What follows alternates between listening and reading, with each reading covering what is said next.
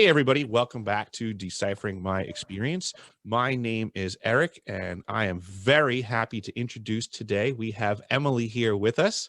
Hey Emily. Hello. Thank you very much for joining us. I want to let everybody know that we had an amazing conversation before this recording, technically now for hours at this point. Technically, it was such an amazing conversation and we covered a lot of stuff.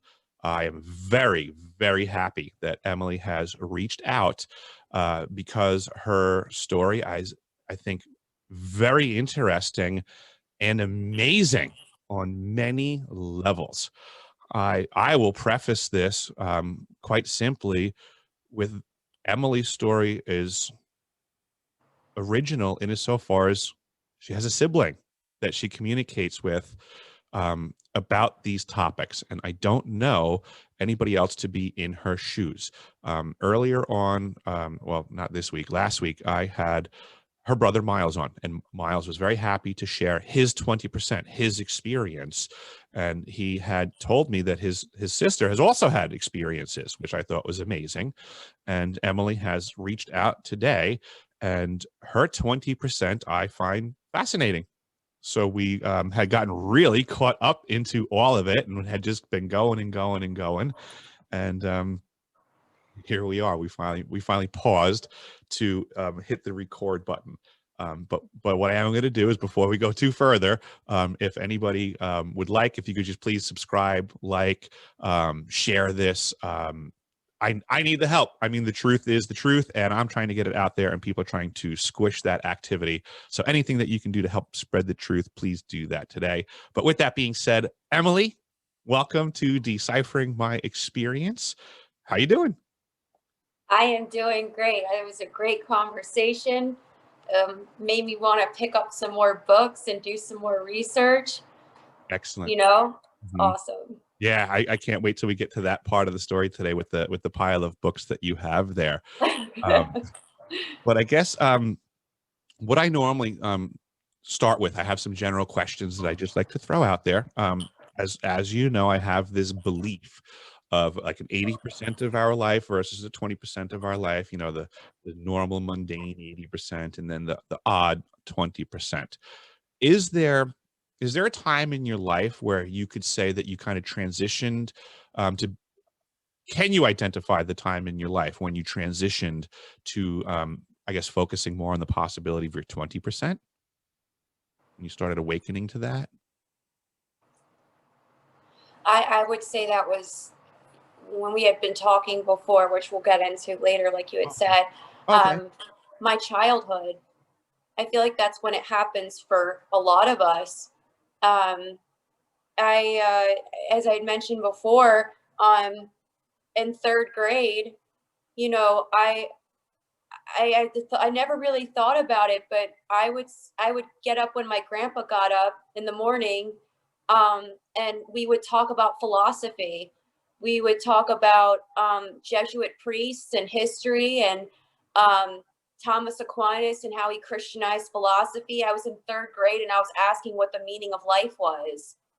I wanted to know how things worked. I wanted to know how people thought, uh, and and and things did not seem real to me Mhm. Mhm. as a child. I always found myself, when you were talking about, I thought it was so cool when you were talking about how you didn't want to go to school and you wanted to pull out your encyclopedias and read from them. I was the same way. I could not pay attention in school, but when I talked to anybody who had life experience, I would absorb it like a sponge. Life Love lessons, that. history, what they went through in the military. Because I'm 32. My grandparents are in the military, but I was always looking at the deeper meaning of things. I think that's kind of where the experiences started happening. Mhm. So it seems like you've been pretty much in touch with your 20% for quite some time.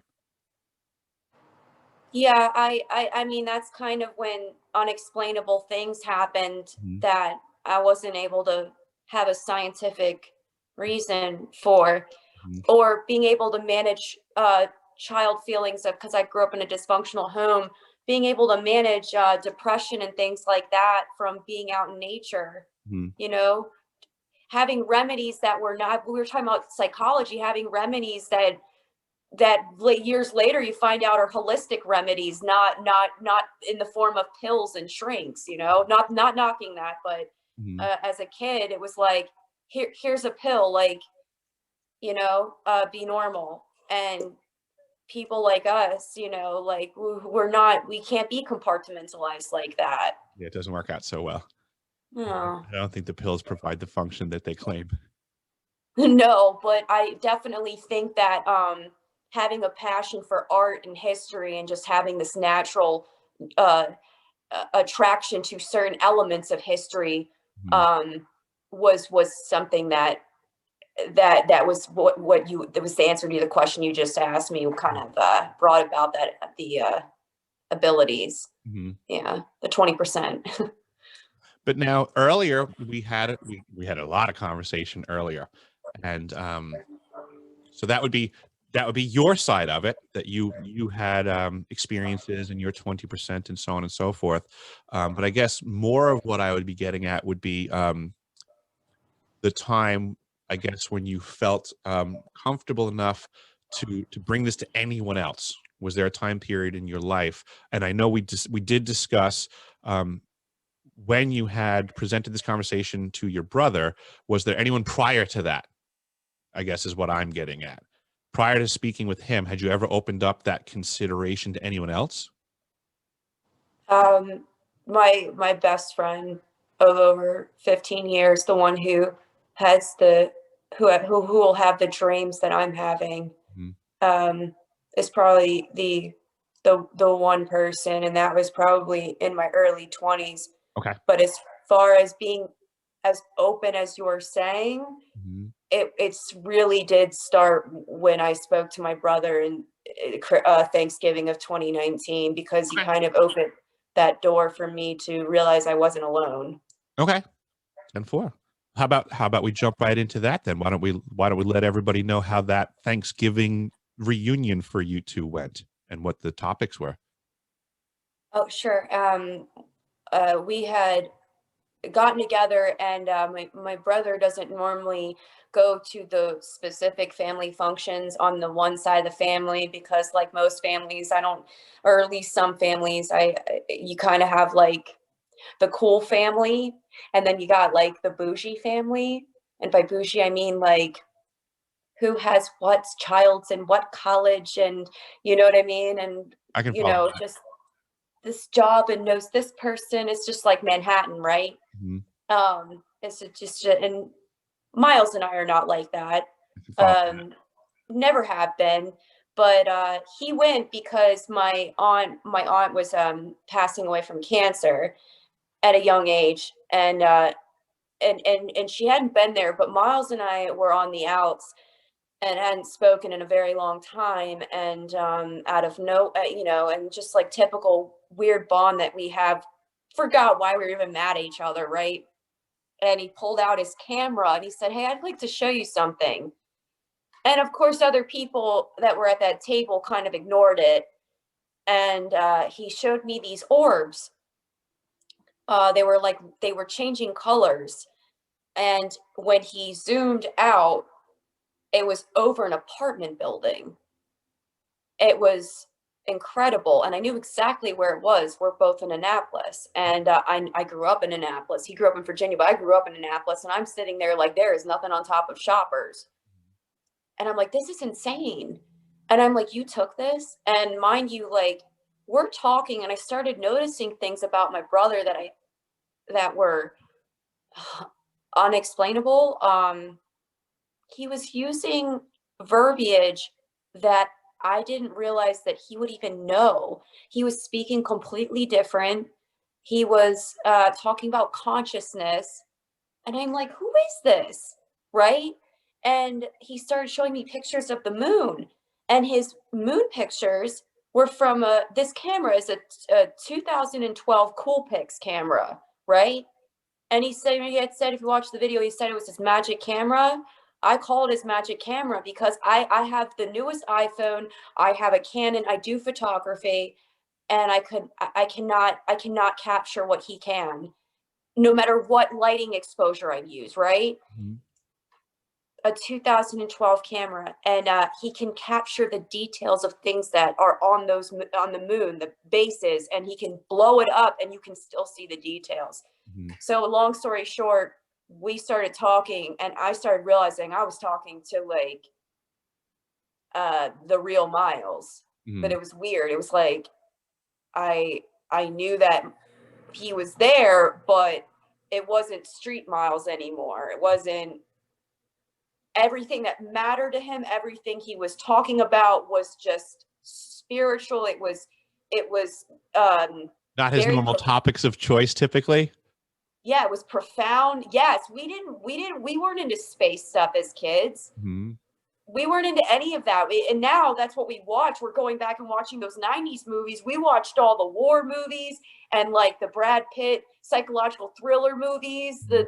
the Danny DeVito, you know what I mean? Like we watched those movies back then, and all of a sudden it was like the interest change and my spiritual journey and my path, and then his, it was like we were learning from each other. We had a common ground, I think that's amazing.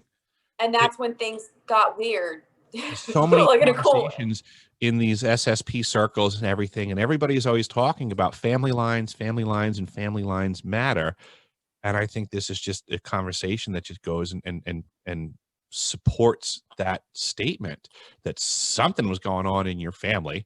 You know, everybody's trying to figure everything out, but boy, this is pretty wild.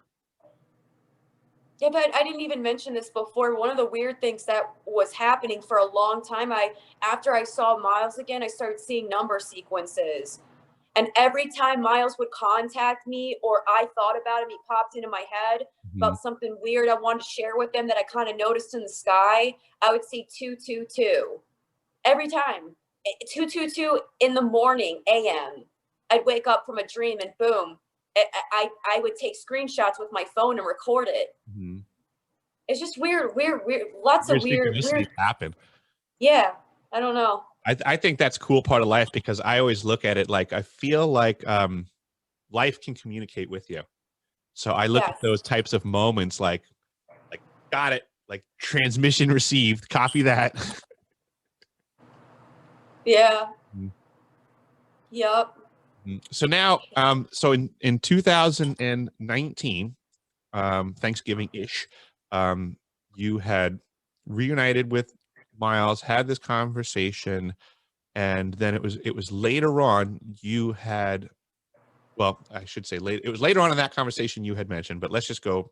We're going to go all over the place here. So you had this covered that you're now communicating with your brother about your experiences, your 20%. You were also at that same point in time in 2019. You had been communicating with your friend, you had said, about things as well. Yes. So there's two people at this point in time. One of them at this point in time, as you had communicated to me earlier, your friend was someone that you actually share dreamscapes with, correct? Was that Hmm. going on at this time? Yeah, Okay. that's been happening for, no, you're right. No, that was happening literally within that time frame, probably maybe a year before. Okay. But Okay, it so a little bit became, before you were yeah, communicating with her. but it about- became more consistent Mhm. after 2019 for sure. Okay. So now, so then since then, the dreamscape sharing activity has increased. And you had told me a story earlier about a dream that you had had where you had gone to a mountaintop. And I was hoping that you could retell that story for the listeners, please. Yep. Shortly after Thanksgiving with my brother, um, and my aunt was passing away from cancer. Uh, and that happened shortly after the stream. I do photography, right? And I was dreaming that I was in like Asia. I think it was Asia. Why, I'm not sure. Honestly, it's just like one of those intuitive feelings, like you'd been there. And I was walking along a mountain, and I was on a trail, and the trees were abnormally high. Like, I don't know how to explain it. And I was trying to take a picture, and it was going to be like the perfect shot. You know, you take a million photos as a photographer. You want that one image. But I knew to have that one image, I was going to stand in a really unstable part of the trail. Like I was going to, like I could fall, right? The ground didn't look secure. And I did it anyway, because that's what I'll do. I'm an Aries. Mm. And I went right through the hole, and I fell in slow motion down this hole. You could see the roots of the tree as I was going down. And then something was telling me, focus on the light, and don't look around you, focus on the light. I fell, it, like slow motion, like no gravity, like little gravity, like there, like being in space, but it was underground. Okay. And at the bottom, I looked, I saw my aunt and Mm. my cousin, and I was like, man, I don't want to be here. I want to be above ground. I'm going to go back towards the light, and I'm climbing up as if I was climbing out of a grave. That's how it felt. So I get out, and I remember I was looking at my skin, and I'm covered in dirt. And it was almost as if it was like being reborn, like like like when, I don't know, it felt like it was climbing out of a grave. I had this very alive feeling, and I heard a voice in the wind like come through my ear and say, "We are the Agasha." And they said the name. Honestly, I can't remember the name. It started with an A, and I'm pretty sure it was some kind of tribal leader. And I woke up. Oh, I'm so weird. I'm looking at the clock right now, and it's 4:44. So, so, Perfect. uh, so I wake up, and I'm like, okay, I made that word up because of Akashic records. Akashic records. That must be what I did. I just made it up. And I went about my day, and I went on my hair appointment, and I was waiting in the car. And I just, something in me said, why don't you look up that word? I'm like, it's not a real word. And I'm like, dude, just look it up. What do you got to lose? Mhm. So I look up Agasha, Agasha.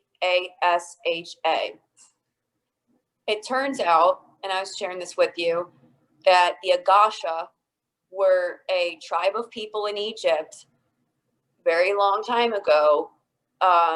They were kind of a political movement, but they were a spiritual movement that were talking about God consciousness.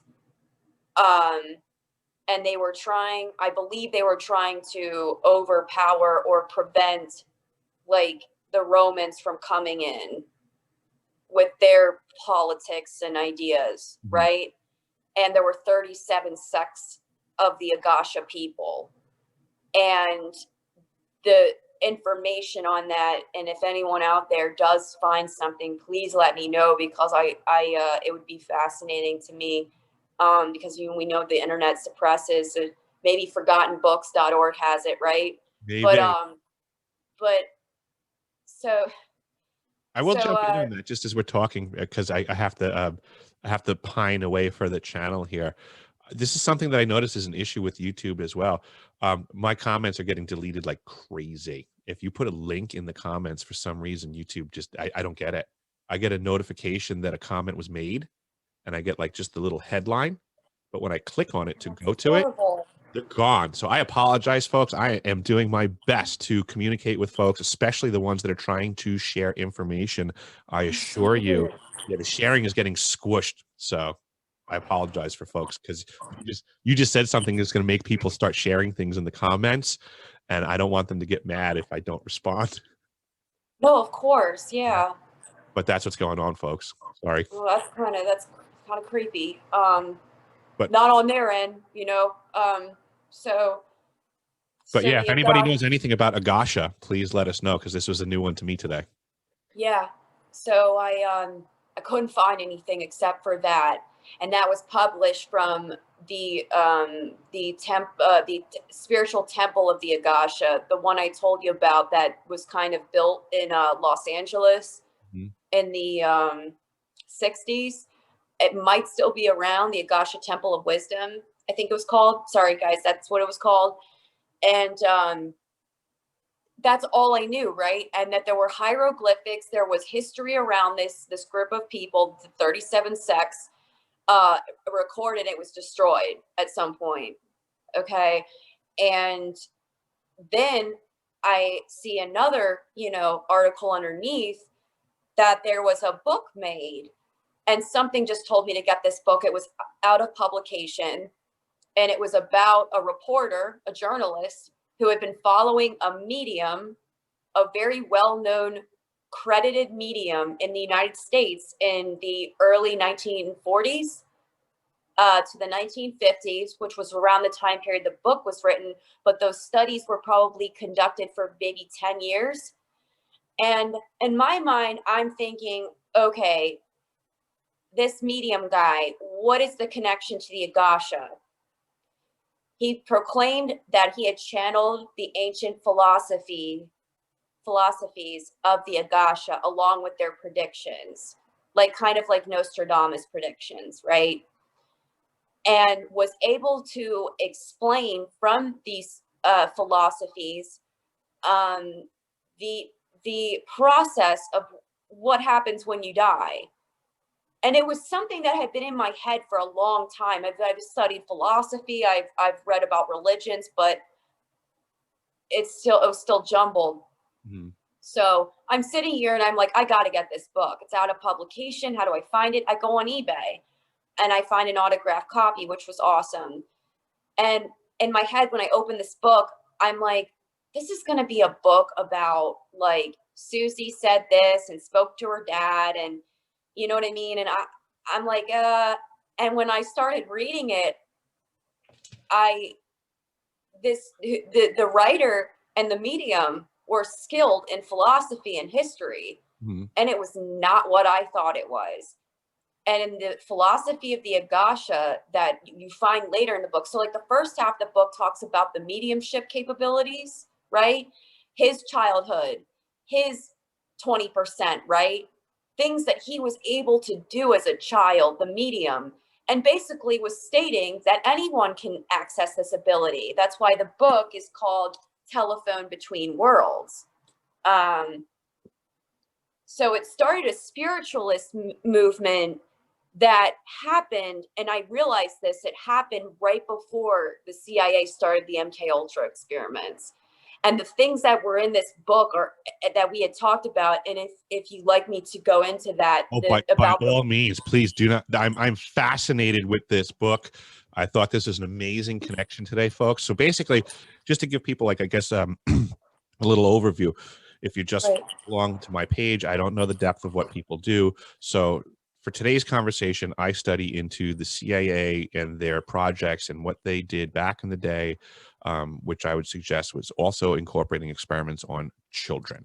I was able to, through my research, follow back the idea of this type of research occurring, whether or not it was going on or not, but I've been able to follow the conversation of people considering it only so far as back as the early 1950s. The book that Emily has today in her hands is basically discussing the same techniques and ideas and applying it to children. And this book is from the 1930s. So these techniques are ancient and they've been around for a while. And here's just yet another piece of text that she was very lucky to find. Thanks to her intuitiveness. She divined it out of her world, and it is full of a treasure trove of information. So thank you, Emily. Yeah. So the part that we went over that was a message, I guess, for you in your studies I wasn't even aware of.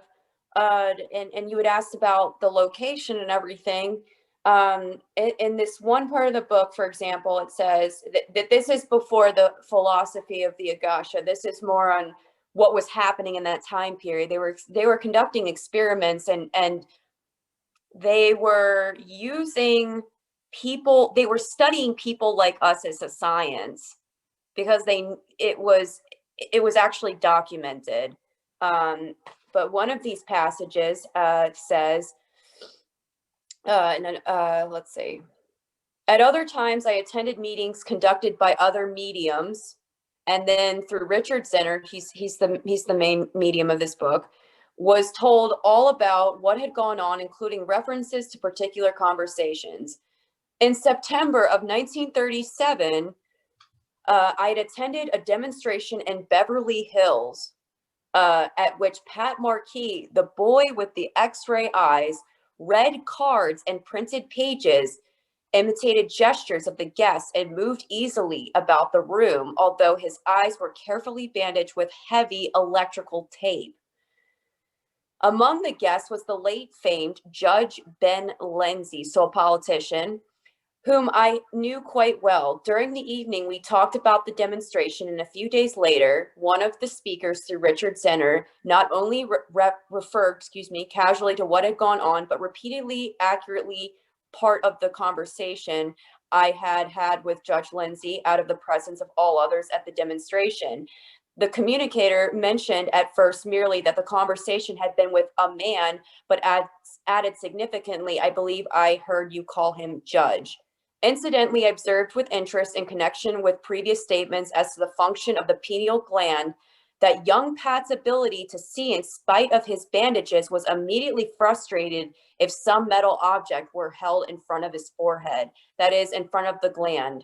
Physiologists have noted that in certain reptiles, the gland has the structure of a physical eye and is called the pineal gland, pineal eye, Excellent. Yeah, so this happened in 1937. And what little thing that resonated with me, and then I go back and find out there's more that you enlightened me on. But what I resonated with was the fact that we have cell phones or metal objects that we have now that came out in 1990s, 2000s that we know of, right, to the general populace. But back then, in the late 30s, 40s, they're talking about how basically we have this ESP ability, and then but Pat as a child when he had a metal object, which our phones are mostly metal, it distorted it, and that's what I was harping on. That's what I was reflecting on was cell phones came out, a long time after that, and like it makes you wonder what else kind of information's out there that historically documented from children and these types of experiments that are kind of not moral, Absolutely. That's where my brain goes all day long, is I want to know more about these situations. So I'm so happy that you had found this book, that Miles had found me, and that all of this domino effects is working in all these synchronicities, because this is what matters. I mean, they apparently don't stop doing the experiments. They just stop talking about it. I mean, they used to write books apparently about covering a kid's eyeballs up completely and then basically forcing him to perform like a monkey for science. And ironic that there was a politician there. It didn't strike me until you had mentioned some things that I'm like, why was there a judge there? Programs and funding, because if he's apparently got a good name and they can get the stamp from a good man, I mean, this is just how this stuff works. It's manipulations. It's logistics. They have. And Marquis, his last name was Marquis, and so would that be French? That's it. It sounds French to me, and it does add more intrigue to the whole entire story. I mean, every level of this to me, it's just another avenue of investigation. One of my favorite books and authors, Stalking the Wild Pendulum by Itzhak Bentov. One of the things that he always brings up is that he's a very funny man. He's brilliant. And he says that in his quest of gaining knowledge, the only thing he has accomplished is increasing his ignorance. And he explains it thusly.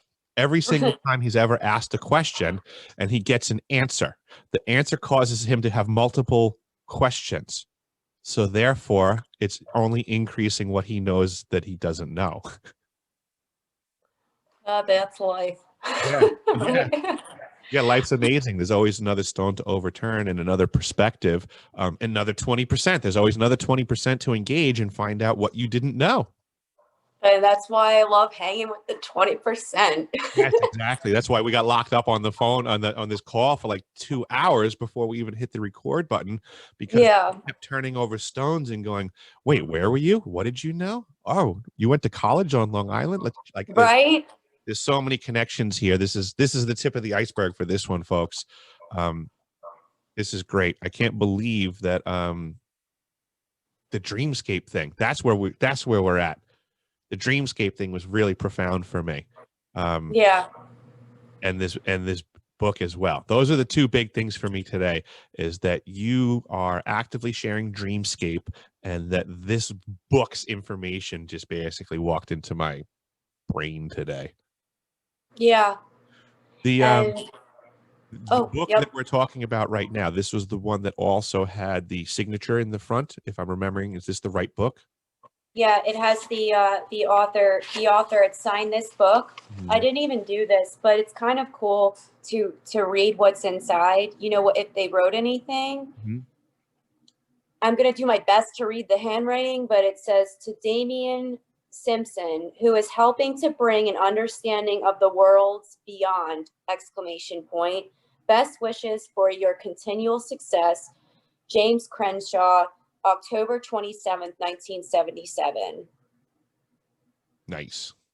And this book is out of publication, but I'm sure you all can Mhm. do your research, might be able to find a copy, but Yep. Telephone Between Worlds. Emily was kind enough to read me a few excerpts before, besides the one that she had, and it's a treasure trove of information, and um, I guess you would say ancient techniques. I mean, Yeah. the author is more or less basically saying he divined out of the cosmos this technique from antiquity, and they started using it, and it worked. I mean, think about Yes. And he was trying to teach other people how to do the same. it. Mhm. So he created that spiritualism movement. And when I looked on Wikipedia, it said it was the biggest movement of the 1950s. Mhm. It was very profound, well known, and then it just disappeared. Mhm. So Yeah. this book was a bestseller at one point. I almost Now feel it's, like the image looks familiar, but the title's not ringing a bell for me. yeah, I But the the image image looks familiar. the image is like it's like a bridge, like a metal sheet that goes across Mhm. with little white dots, I guess maybe represent stars. But Mhm. it's like, it's interesting. You think it would be an actual telephone, but it's not. It's like a bridge Right. that Yeah, goes from white interesting to the choice gold. of words and the different choice of images. He could have wrote a bridge between two worlds, or had a telephone between two worlds and depicted something less bridge-like. Yeah, Symbolism is beautiful. it was like half a band. That's kind of twisted. Yeah. But yeah, telephone between worlds. Yeah, I was rather intrigued when you first read that to me, because it triggered my ears immediately when they said young Pat, and I went, hold on a second, there's something right there. And it's very hard for anybody to find information where they discuss triggering pineal activity in children, and this book seems to be doing it. Yeah. And then you were talking about the God consciousness concept, which is also talked about when he believes he channels the Agasha. There were, we're talking about enlightenment with major religious head figures, Jesus and um, why am I not thinking? And Buddha, they're mentioned in here. They called them the Agasha masters. They were like, Hmm. they were the people that were sent here to basically, they already had the God consciousness to awaken others. And Ah. that's what the movement was. There was a part of this that I wanted to uh, read to kind of show that, like, this is not, this was not just somebody channeling some random poetic way of, this is intense philosophy that's condensed at the end of the book, that even I, having studied it, and you kind of have to take a step back and you're like, wow, you know? And I just thought I'd like to read like a tiny passage of Go for more it. towards the end, because I I haven't even I don't finished. think you've pulled anything out of this book that wasn't of value so far. So by all Yeah. means, I'm intrigued. Um, one of the passages that may interest some of the viewers out there that he had written about, something's telling me to read the paragraph. Here we go. I feel like this is important. Their spiritual instructors, says Agasha, included the great arisen initiated called Amon. That might have been the name I heard after Oh, Agasha. you were talking about an A name earlier that you couldn't recall. Yeah, there was an A name and it was a tribal leader. That was all I remember, like in my, you know, sorry. Wow. Whose worship as a god became so prevalent during the later corruption of his philosophy in Egypt. Likewise, associated with this group, according to Agasha's story, was one called, oh boy, Creo. It's CRAI-O, a purely phonetic spelling, as is the case with the most Asiatic and ancient names. It was Creo, says Agasha, who returned to Palestine and Egypt some 5,000 years later for the completion of his own earth cycle as Jesus, the great master teacher, whose philosophy has so often been compared to the ancient wisdom religions of Egypt and the Far East. So far, there is little of the Agashan story which can be verified from physical records, but he has promised that in the comparatively near future records will be unearthed, which will give details of the unification of the sects in Egypt. That was what I was talking about earlier, and his part in that program. He has further stated that a large plaque, a symbol of the United 37 sects with a central pyramidal design, will also be found not far from Cairo and not so very far from three principal pyramids of Egypt. As an interesting sidelight, Agasha has also announced that a wealthy and influential Egyptian who was his son at the time of the unification of the sects will have a leading part in excavation work planned by archaeologists. Many rich finds are promised, including ornaments and objects of great value in ancient records which long were believed lost with the destruction of the great Alexandrian library.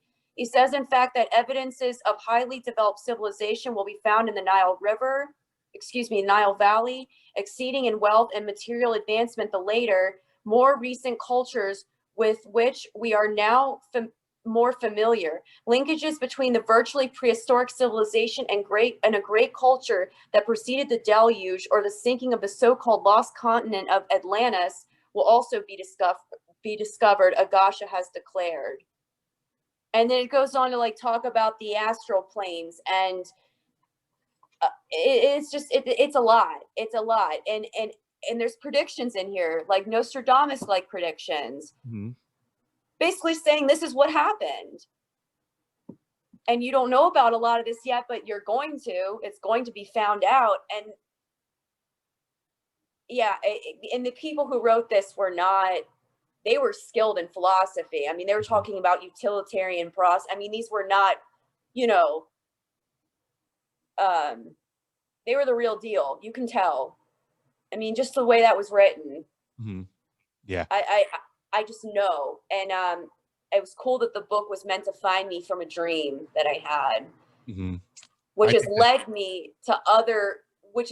down other avenues that we were talking about that have and here. Yeah, I mean, you definitely that book, like you said, it presented itself to you. Here we are having this conversation.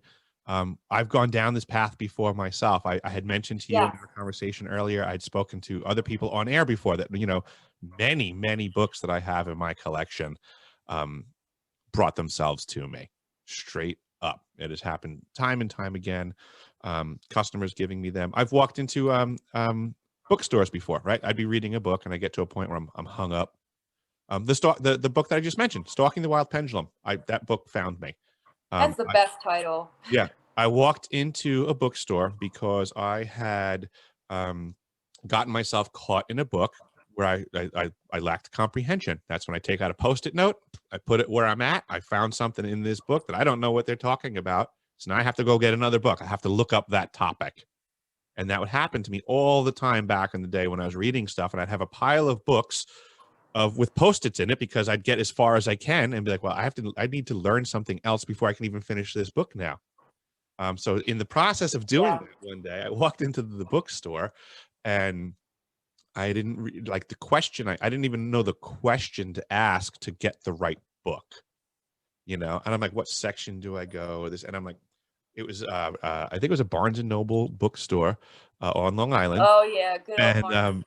I remember walking in. I just remember being like, it said like new age or self-help section. It said, yeah, they change it. They don't know what to call yeah, us. they don't know what to call that section. They're always changing that. It's No, like it was philosophy. It was right next to the philosophy section years ago. Sometimes it'll say like occult mysticism, it could be anything, but they struggle with that area, right? But I remember walking in and trying to I started to look around and see like the subtexts and stuff and be like, I don't even know where to begin to try to look. And I just turned to my left and I literally just looked at eyeball level the first book I focused on, and it was Stalking the Wild Pendulum on the Mechanics of Consciousness. And it's probably one of the greatest books I have ever read. But again, it's a book that walked right up to me as far as I was concerned. And I looked right over and I looked at the title and I was like, Stalking the Wild Pendulum on the Mechanics of Consciousness. And I'm like, that's a crazy title. I'm like, I don't know exactly what that means. I'm like, but I do plumbing. And I'm like, if we're going to discuss consciousness mechanically, would be very advantageous right now for my brain. Right. So I put my hand on that book. I picked it up. I think I glanced, I just flipped through the pages and was like, yeah, this one's going to work. That's it. This one will have to do. And I think I just went straight to the register, paid for it in cash because I was onto that scam back in the day. I don't need the government knowing what books I read. Yeah, true story. Yeah, pay for everything in cash, folks. Guess what system is tracking everything that you do right now and manipulating the world around you? Mm-hmm. Start paying for cash, and you can actually leave your cell phone at home when you exit the house, and you won't die.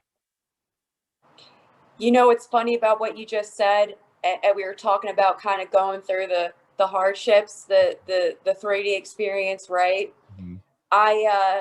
What you just said, I was locked out of my own bank account. Mm-hmm. And I didn't know. This happened a few days ago, and I live far away from my bank at this. It's like a small bank, right? I was locked out and I had to drive an hour to go down there and find out that because I missed a car payment that they locked my account from me to take my own money out and said, you need to, I said, so wait, I had to call someone before to get grounded, so I didn't let the Brooklyn out. I'm getting angry hearing you say this story. I walked out of Walmart with $137 of groceries because it kept saying authorization failed, and I'm like, I got paid. What? I called earlier, make sure my money was there. I'm like, why? Since I was sweating bullets, like it was like, oh no, someone's got to put all this stuff back, and I drive all the way. And by the way, that day I found out I needed a root canal because I was having extremely bad tooth pain, but it was just a bad day, right? I have no money and I'm driving with a little gas. I have to go back to the bank, and they're like, and I said, so if I don't pay my car payment that I missed, you're not letting me access my checking account? And they're like, yeah. And I was like, oh, I didn't know you could do that. And I paid it, and it completely screwed up everything for my other stuff because of the way my income comes in. And I'm just like, it's a scary thought, guys. It's a scary thought that if you can't even access your bank, and then you're in that situation, you need gas, you need emergency supplies. What an amazing convenience that people are now suffering under. Right. And I just boom, like that, shut my hard-earned money off. Yep. That's crazy. Yep. And it happened. It's getting worse in life. There's more and more mechanisms of control being placed on us every single day. This is what these programs, I would say ultimately this is what they were doing is They were learning to functionally program consciousness. And there was bad Yes. people that were learning the methodology. They learned that I mean, you start with, you raise a cow, you raise it from when it's young. You don't start with adult cattle on your farm. This is how No. the farm works, folks. Welcome, welcome to the farm. We're the product. And there's been Yeah. people manipulating the product through certain programs, apparently since time immemorial, in some way, shape, or form. And granted, there are times when the majority is aware of it. There are times that the majority is not aware of it. But it does always seem to be that there is some sort of a minority in the shadows maintaining some aspect of this activity, which is Yes. fortunate, but reality. Yep. And it's crazy that we read out of this book and we find out about this programming Mhm. with children back then. And I'm sure it goes back past that, but it's also goes back to that point you made about suppressing information. Mhm. Apparently there was this Egyptian tribe of people trying to raise awareness of God consciousness and better their civilization. Mhm. And somebody came in, and I guess the Romans apparently came in, were like, nope, Yep. we're gonna do it my way. We're just gonna erase all this great, this amazing it's knowledge. And it's just like they did that for a reason. And it just makes you contemplate over the centuries who has what access to information, and Absolutely. how truly advanced the 1%ers actually are above the rest of us. Totally. And it has to give us pause as well, too, because we can't forget that in this complex equation, right? Mhm. I'm not trying to be challenging. I'm playing devil's advocate. You had Mhm. stated that they in antiquity that the Egyptians were working together to try to raise the consciousness closer to the God level. Cool. If that's true, what if they were being bamboozled? What if it was actually what if that activity was a lie, and they were actually saying they were doing something good, but looking for something bad? And folks that study satanic ritual abuse or Satanists will rapidly learn that they're deceptive. If a Satanist is going to run a coordinated event and try to accomplish satanic means, guess what banner they're going to operate under? For the benefit of God. Yeah, or the benefit of the collective good. Yeah, all the above. Yeah, for the benefit of the collective good under the graces of God would actually be what the Satanists are doing. So I question the efficacy of such programs by their mission statement. I'm not so fast to buy into Of the course. commercial of the program as much as the product. Yeah. You know, No, I I pause agree. greatly when we start getting children involved, because I have yet to see anybody show me how a child can give informed consent.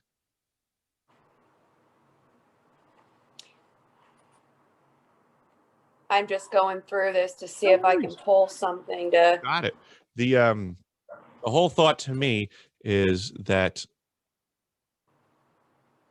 we need a truth. We need the light to be cast on the shadows. What do you got?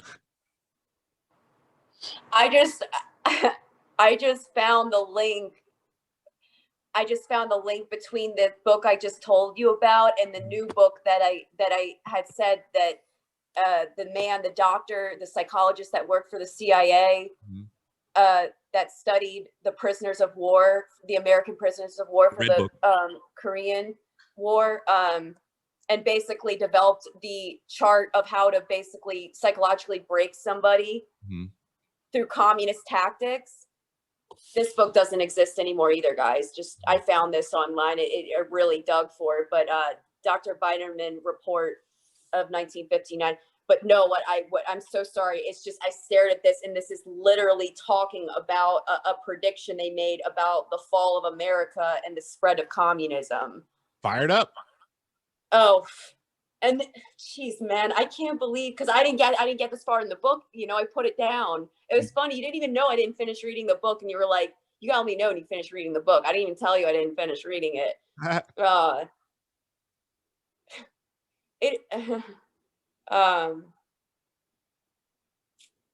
Man, of the year 1948, Agasha said it is not a clear picture or a pretty picture as seen from this side. However, men are creating results now which will occur later and can be seen by us in advance, even though in the higher consciousness, we do not attempt to become aware of all actions that are taking place on the earth plane.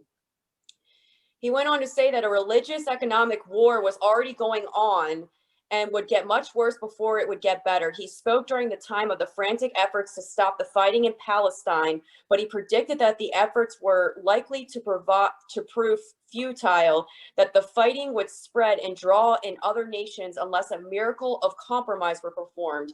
He said further that nations will rise and nations will fall, that America itself would rise to unprecedented world leadership, but would have its falling periods too, periods of civil dissension and near catastrophe. Communism, he declared, would spread because many discouraged and disillusioned people believe everything will be theirs without great effort. When men are finally convinced that they possess little under communism, but are the slaves of a dictatorship without the freedoms of expression essential to a normal life, then communism will kill itself. There will be uprisings and wars, and for a number of years it will have a grip on many peoples, but finally it will die out. And then it goes on to talk about soulless, wholly materialistic. It just goes on to talk about communism in the United States. America is the new Atlantis and will lead the world in the establishment of universal peace. Well, hopefully that'll happen. I'm agreeing with you on the hoping of that one. I'm all for communism in the United States of America. But hey, that first page, I was like, hold up a second. Wow. That's weird. Isn't that weird? Just so you didn't even notice that page. Stuff just pops right out. You start flipping things open, and next thing you know, pertinence presents itself. Yeah. Let's get back to the dreamscape stuff now. Yes. Let's go into that a bit more, because that I am fascinated with. When I was younger, I can remember off the top of my head right now one time where my brother and I had the same dream in the evening. And it was just simply us. We were upstairs at the house that we grew up in, and we had the ability to jump from the top of the staircase down the stairs, and we just weren't getting hurt. And that was effectively the dream, was to leap out as far as you can, almost to try to hit the ceiling or the wall, on the far side, before you would have to drop down to get to the first floor. So it was in the dream, we were jumping and trying to see how far we can stretch before we would then, just drop down and land. Right. That's the only one I have. But now your dreams as of late, from what we were saying before, are getting, I guess, to say a little bit more complex. Yeah, it's basically, yeah, it's like my dream world is more of the real world. It feels more real than this one does. Mm-hmm. It takes more out of me too. I wake up and I'm not to be gross, guys, but it's like I'm sweating, I'm shaking. It just feels like I've been ripped from one place to another, and I started logging it a couple years ago because they kept reoccurring. And at first I thought it was maybe a PTSD thing, we talk about young and symbol. No, I've described things to, as I was telling you, my friend who knows a lot about communist countries, and I was describing to her a world that I was existing in, and I call them the camps, the detention camps.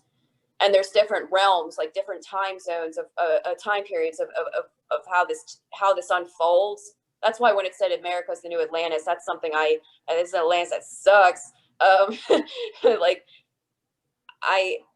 I'm not the only person having the detention camp dreams. I started opening up a little bit about it because it's very painful. Mm-hmm. The experiences I'm having in them and the details of it, and it's like I'm going to the same place, or the same seven places every night, one of them. Now, in your mind's eye, if you picture yourself there, Do you feel that when you're there that you are similarly aged to where you are right now as we're speaking? Do you feel that you're older or younger when you're in the I dreams? don't age. Okay. We don't age. I don't know Okay. how that happens. Mhm. I look like this. Okay. 10-4. Um, yeah. And now, as far as the folks around you, do they seem to be the full spectrum of ages and males and females and ethnicities?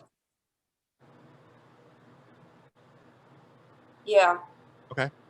But it's kind of sad because I don't have my family in these dreams. Just Michelle in one realm. There's a couple realms and she's in two of them, but she's not in the others. I'm on my own. I Okay. have no idea what happens to my family or friends. I'm separated from everybody, and everything looks different.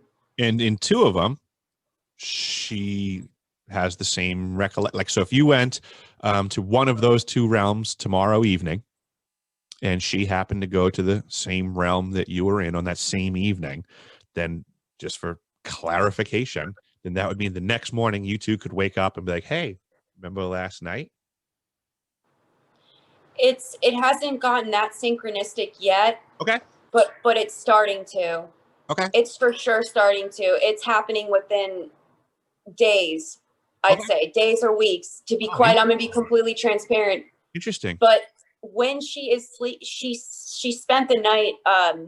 She lives. Her house is so far away. She drove all the way up here, and it was starting to have our snowstorm in Maryland. She spent the night, and she had a warning. She woke up at 3 o'clock in the morning. She had to tap me, wake me up, and tell me that this voice told her X, Y, and Z about something I was involved in, and that she turned and saw a mountain of snakes. And then I was like, yeah, I need to cut this person out of my life because my guides, I call them my guides. My guides know that I don't listen. I still want it my way, Mhm. but they know I will listen more if it comes through a very close friend like my brother, uh, my friend Josue, or Michelle. So she said that, and it was just like, okay, all right. That's But very yeah, no, she interesting. has she started having the detention camp dreams. Mhm. And also, I told my brother, and my brother's wife was having them too. But we're all having them in different, like, time zone, like time periods of this process of how we come to be in this decrepit, crappy civilization in the future, I I think think. it's great that you are apparently in a circle that you have so many people you can technically confer with on this. That Yes. you're actually you're in a very lucky position that you reach outwardly to communicate with folks, and you're actually finding people in your circles that are corroborating the same thing. This is very interesting to me because this is like, I feel like I've been saying for quite some time that more people are going to wake up and more people are going to start connecting, and I feel like your world is that. That's what I'm hoping by sharing this, that there's other people out there that have that are part of this, that I truly believe there's a group of there's more of us, and it's going to maybe reveal something that could stop it from happening, because it's not a, I'm not trying to be like morbid, but I, you know, I simply think bad people organize faster than good people, and good people need to step up their game. That's it. That we just need to communicate. We need to get as organized as bad people are. yeah. I mean, and if the audience, the viewers out there are kind of like, well, what does she mean, like, by bad? To give you some examples, they will create. You already know this. Like, like, don't. I'm just telling you what Go I'm for it. seeing in my sleep.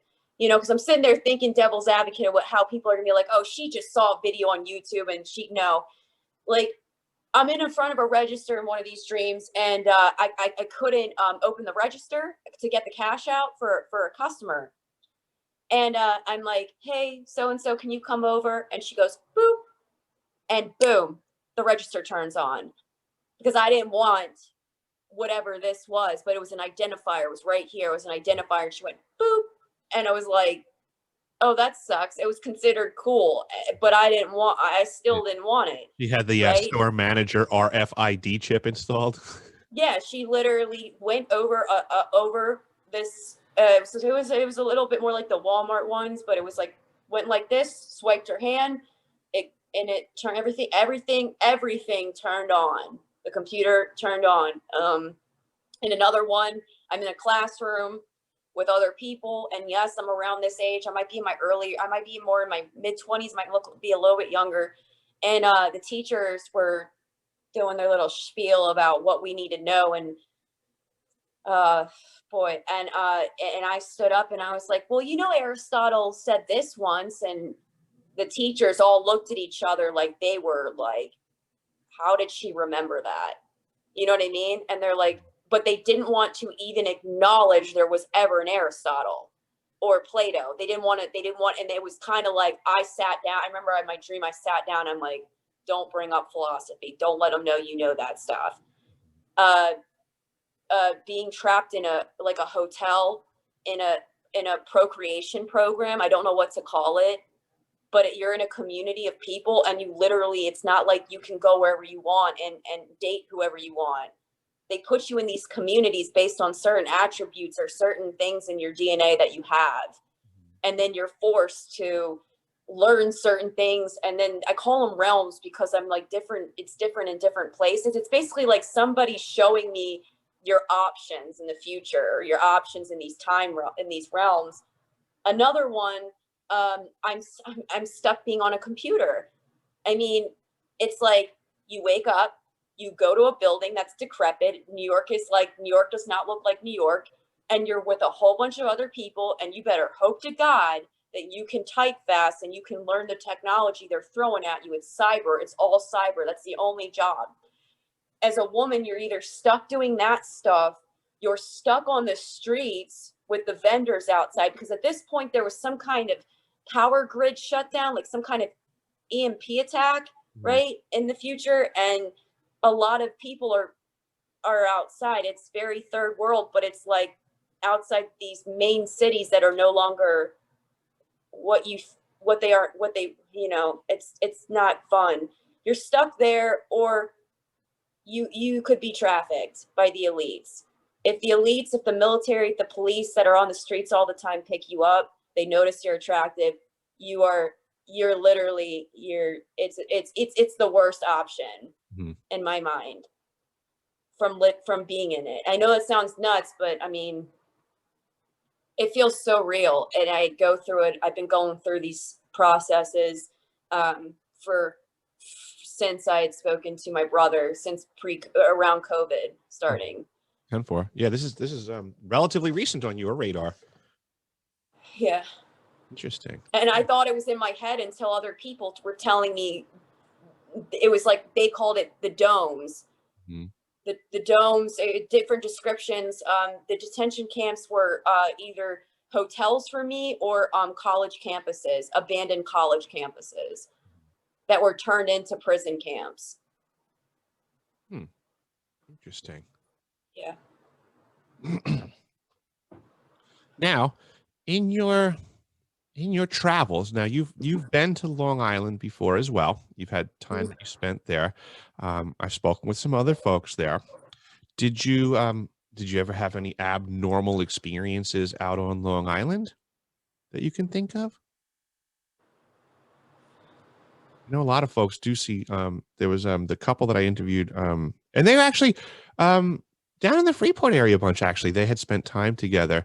They're an SSP couple, oddly enough. They have been together for a very long time, and they were dating and got married. They've been together for a really long time now, but it's in their hindsight they realized that they were in the programs as kids independently as well, that they knew each other from way back when.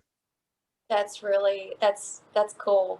And they do a lot of stuff where they discuss a lot of the UFO activity and fringe concepts of what happened on Long Island. They have a I don't know if you ever heard of Roku TV, one of these Roku sticks that you plug into the TV to get shows, and they have a TV series, a channel called Fringe TV, and they're cool. I'll have to look into that. Yeah, me too, actually, because they're going to let me do a TV show on there of some sort. So anything fringe topic stuff wise, I'm given liberty to create a television show for this channel. That's exciting. Yeah, it's another thing on my to-do list that I'm looking forward to.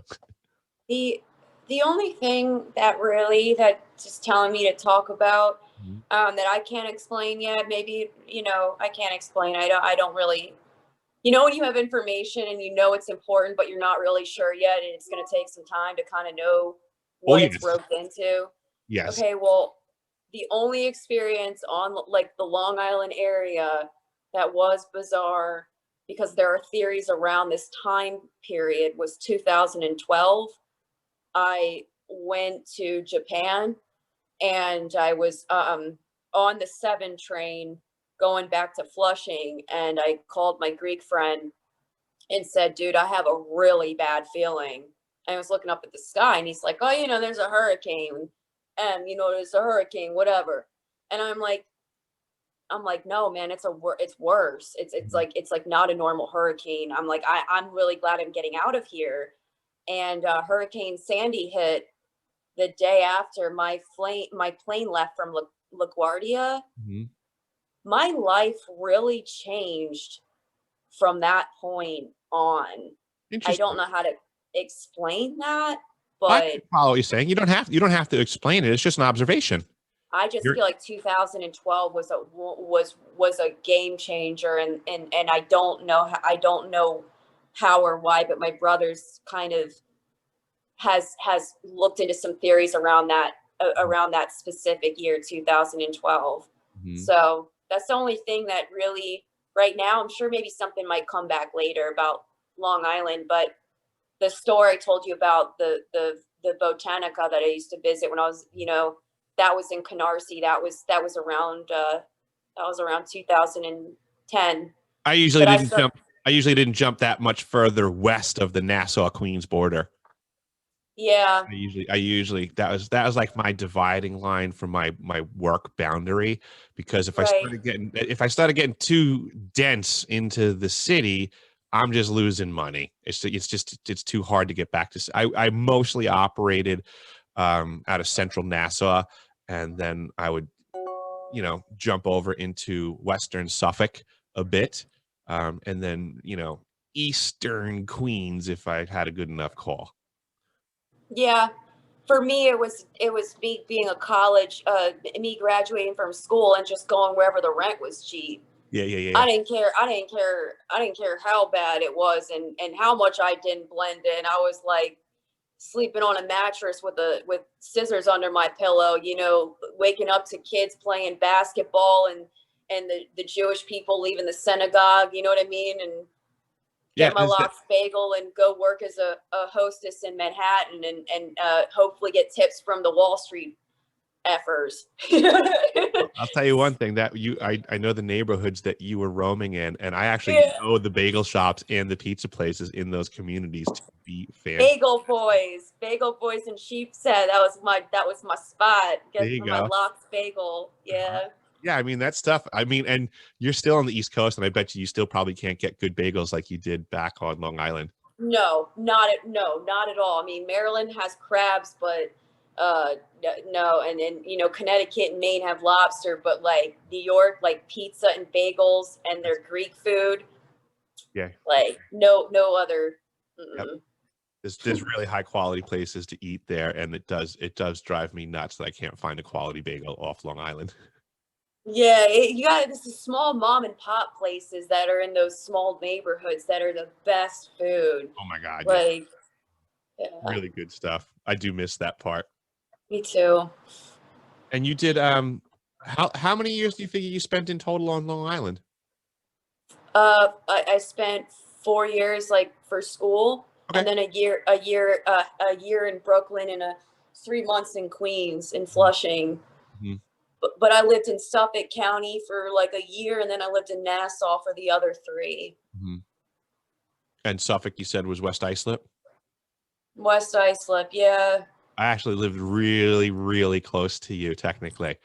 You know where the train tracks were? Udall Road? The train tracks in West Islip, Yep, the train tracks that cut right through West Islip. yeah, They run parallel to Sunrise Highway.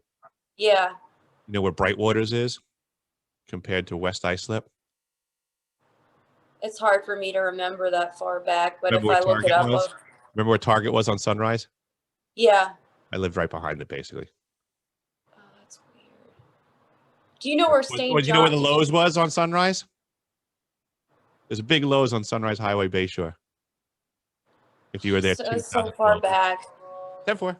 No worries. Yeah. But yeah, I was probably, when you're saying West Islip, I was at a place that probably would have been no further than biking distance from your place. I was in a little, That's what I thought. I was in Yeah, a I thought. community. So like there's Bayshore proper, then there's Brightwaters, and then there's West Islip technically, right? But there's actually technically a little piece of property in between Brightwaters and West Islip that's known as Bayshore, even though it's further west of Bayshore proper.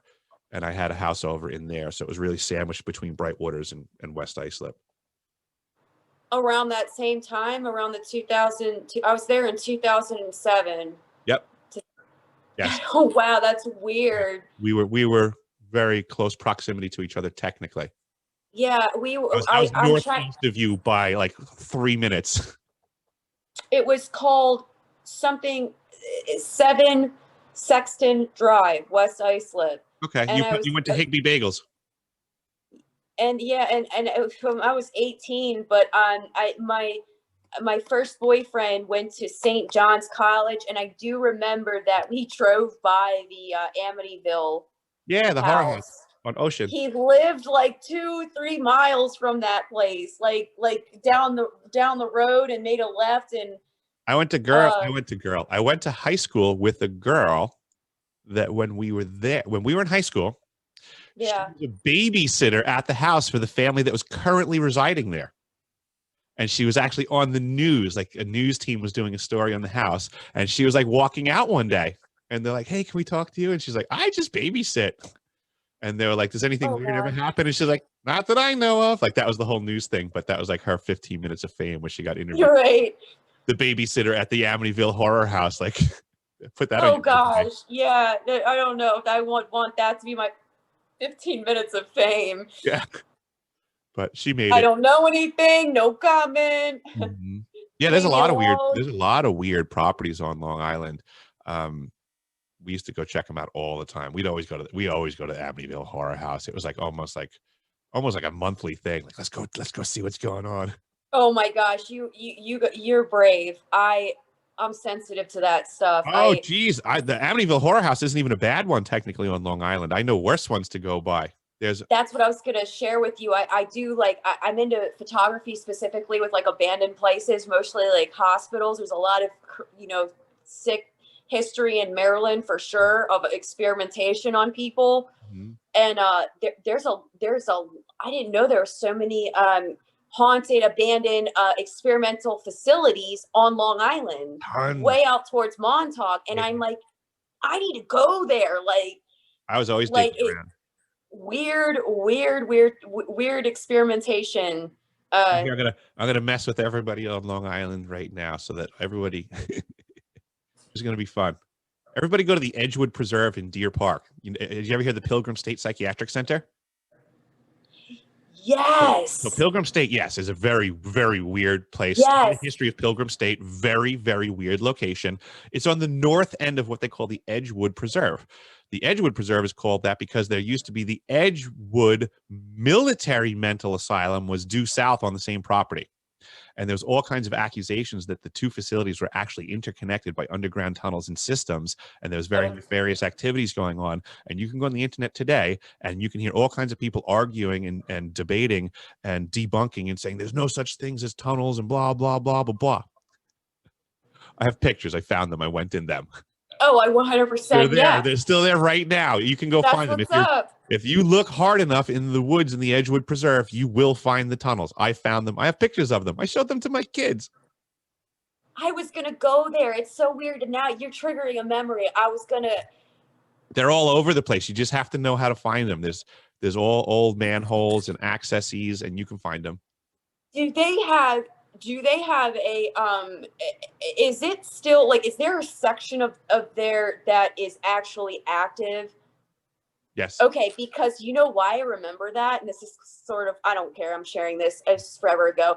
My therapist for college that had helped me through a really tough period, right?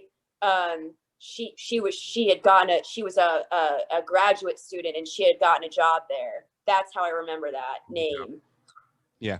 They put in a electrical substation in the middle of the woods there. There's an industrial park, and then like off the back corner of the industrial park, there's a big power facility that they put in, and me and my brother we would go geocaching all over the place to look for stuff. And so we went to this Edgewood Preserve. The facility was built, and at the time, I'm sure it's probably not that different, but at the time we would follow the power lines and the comms lines out of this facility, and they just go into the woods. You follow the pole. I mean, you got to walk and follow the pole. And who would think, right? Follow the pole, goes to the next, to the next, to the next, but it's going into the woods. And then eventually you get to the last pole, and it just goes down into the ground. Yeah, it sounds a lot In the like the middle of the Eastern woods. Shore. Yeah. Yeah. I guess they needed a lot of power and a lot of communications for those trees. Right. Yeah. Yeah, Eastern Shore, Maryland's like that. I remember it a while ago. It might have. Oh, no, it was earlier than 2012. It was probably early to mid 2000s, I feel, if I remember correctly. The Edgewood Preserve, which is in Deer Park, it's a huge piece of property that is, undeveloped, because I guess nobody on Long Island ever figured out you can make money by building houses on large tracts of land. So it amazes me that it's still undeveloped. But long story short, during the housing boom, somebody had made a push, and they were working with the community, and they were talking about taking, I think it's something like 1,800 acres or something over there. It's a big piece of property.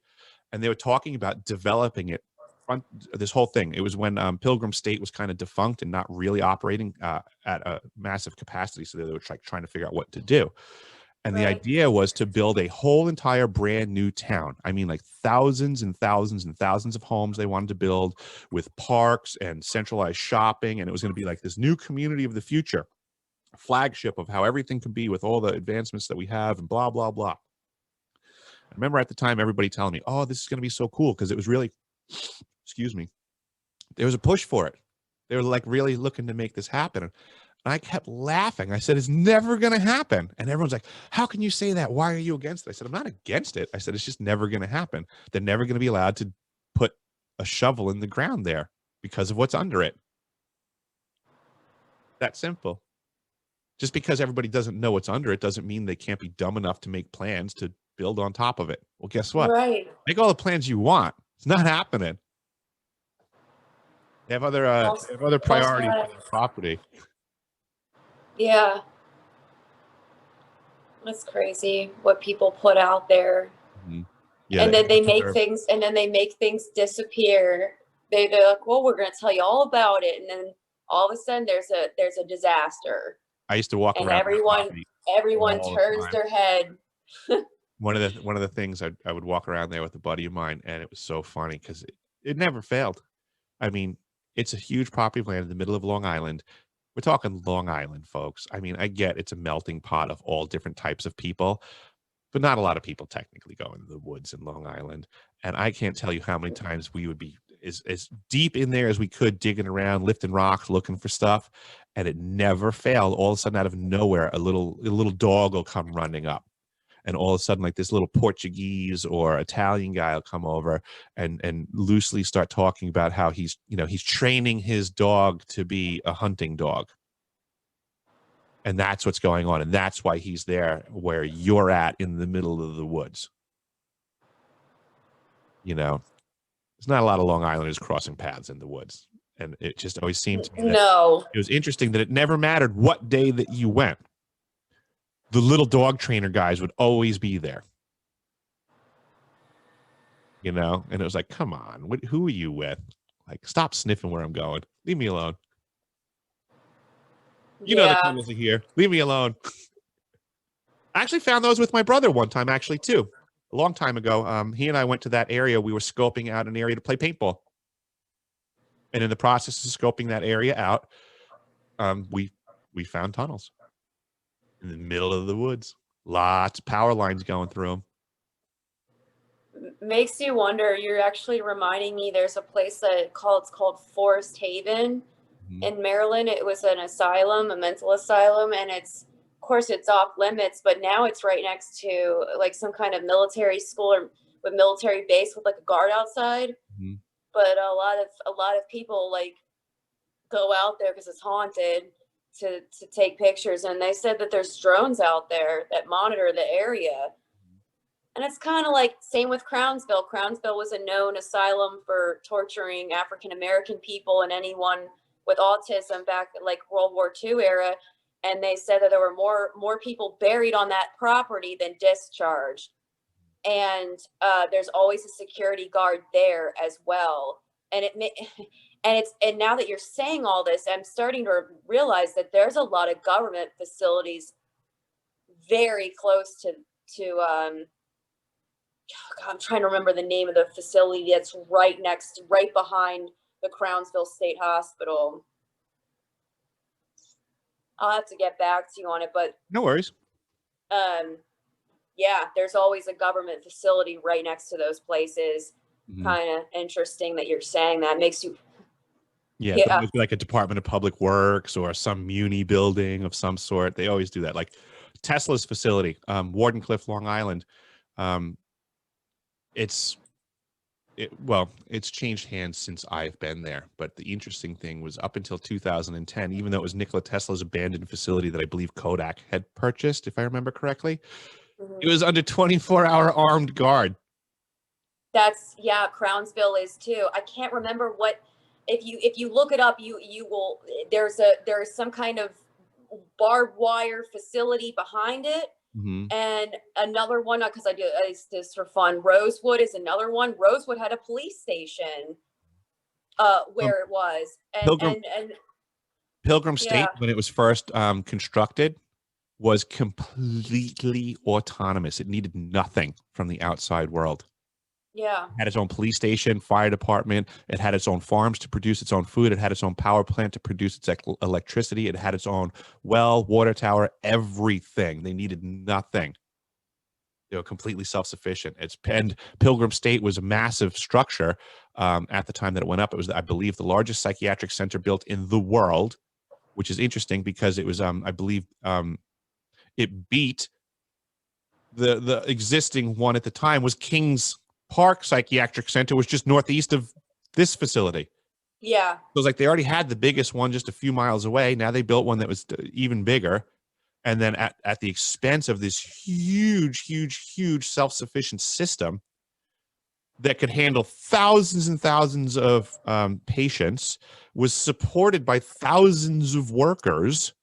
If my memory serves me correctly, when Pilgrim State opened, they opened up to the tune of they had 100 patients. It was like, what's going on? Why is this here? What's really going on at this property?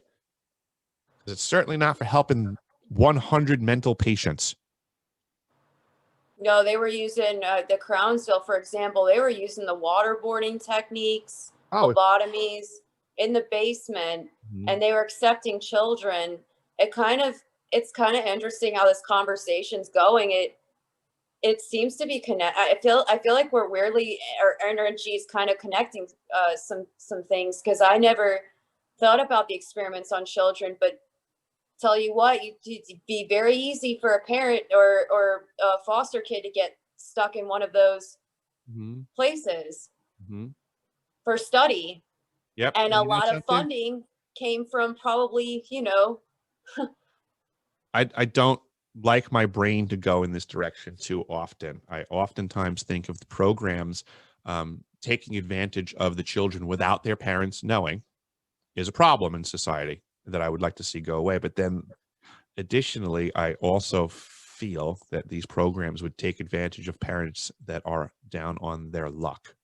And Oh, 100%. yeah. That was definitely, I've seen documentaries on this, on these facilities in Maryland, of even in the 80s, people who got out.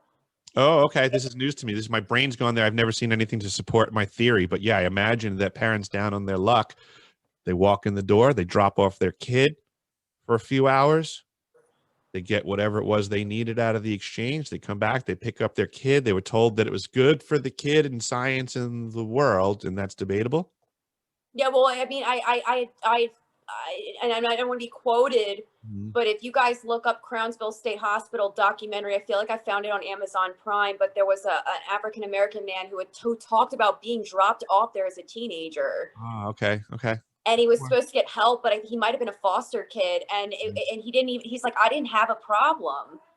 And it was scary. He said it was absolutely scary. Sorry about that. That What was they were, funny. right. She's like, ugh.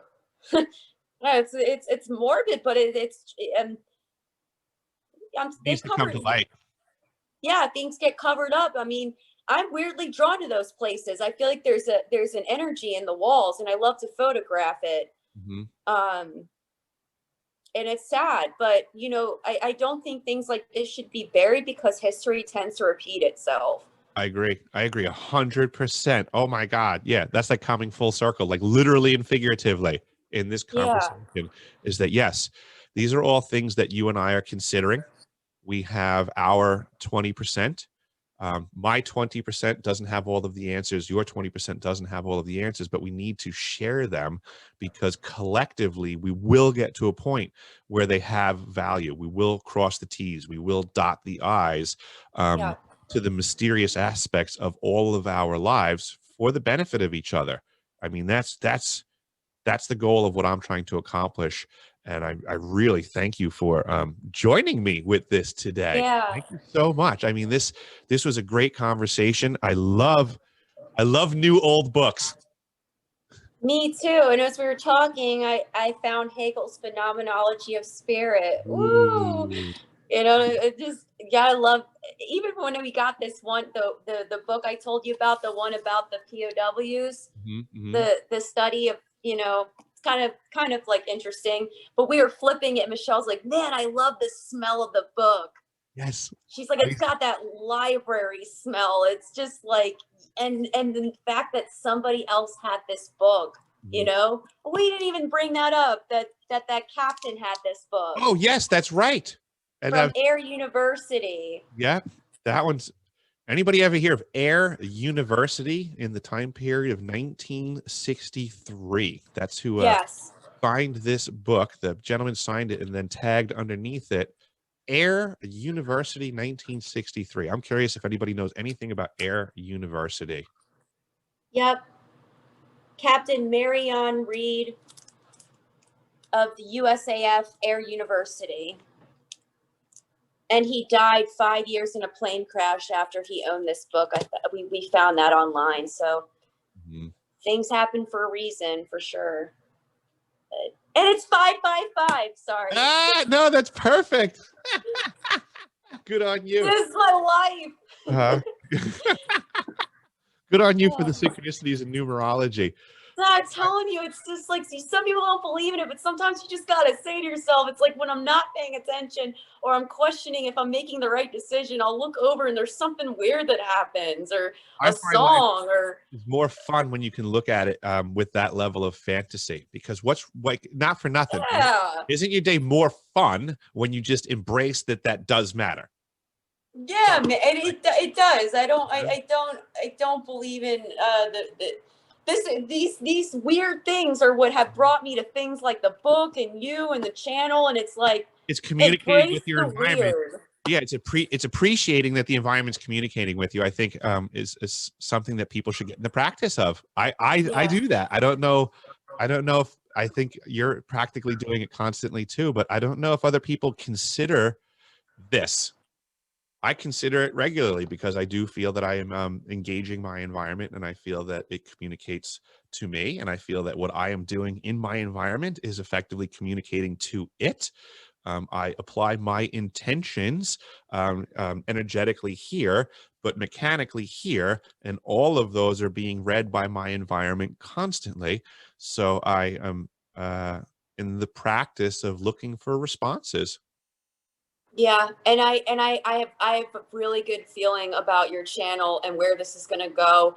I've never been on a platform and something told me you got to contact this guy and talk about that book that you haven't told any. I've only told a couple of people. I don't, Uh, you know what I mean? I don't broadcast I still got that toughness, that facade to survive in this 3D, but Mhm. But yeah, but it does something inside to talk to others like you and to learn, and I am happy to know that I don't know everything, and then I learn from you, and then I share that with my friends, and Mhm. it it brings it full circle, and I'm very honored to have been on your show today, so thank you. Thank you so much, Emily, for sharing with me today.